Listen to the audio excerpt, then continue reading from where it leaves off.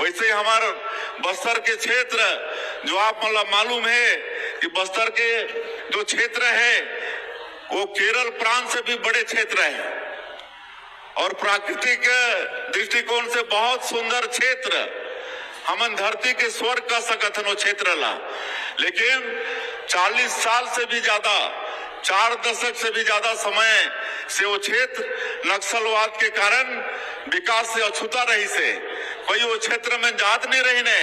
लेकिन आज मैं धन्यवाद देना चाहूं ये मंच से हमारे देश के यशस्वी प्रधानमंत्री श्री नरेंद्र मोदी जी ला, हमारे देश के गृह मंत्री श्री अमित शाह जी ला, जमन के दृढ़ इच्छा शक्ति और उमन के संकल्प के कारण मैं हमारे प्रदेश के जवान, केंद्रीय बल के जवान, उमन की अदम्य साहस ला भी मैं नमन करना चाहता हूं कि आज नक्सलवाद बस्तर क्षेत्र से समाप्ति की ओर है। हमारे माननीय प्रधानमंत्री जी, हमारे गृह मंत्री जी डेडलाइन तय कर दी है। आने वाला महीना 31 मार्च 2026 पूरे देश से नक्सलवाद समाप्त करना है और आप मतलब मालूम है कि हमारा सफलता मिला थे। हमारे माननीय प्रधानमंत्री जी और गृह मंत्री जी के संकल्प पूरा हो ही तो क्षेत्र में भी विकास के गंगा बहावो।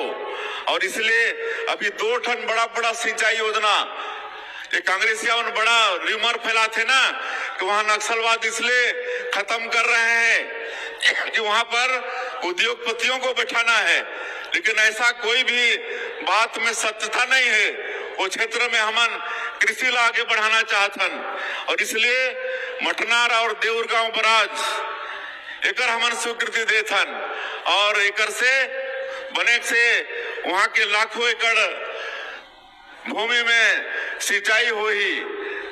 तो ये सब काम हमारे सरकार करत है। वो क्षेत्र में हमन पर्यटन ला बढ़ावो, पर्यटन की अपार संभावना है। पशुपालन ला बढ़ावो, मत्स्य पालन ला उस क्षेत्र में बढ़ावो। हमारे कृषि मंत्री जी बतात रही ने कि पशुपालन ला बढ़ाए बर हमन वहाँ NDDB राष्ट्रीय डेयरी विकास बोर्ड से समझौता करे हन और वो क्षेत्र में प्रत्येक परिवार ला 2 ठन गाय देह के काम शुरू करे हन। 1 जून से शुरू करे हन और अब दूध की क्रांति हमारे छत्तीसगढ़ में आने वाला है और एकर से वो क्षेत्र में दूध क्रांति आए से हमारो वो क्षेत्र के परिवार मन ला आर्थिक रूप से सीधा लाभ होने वाला है।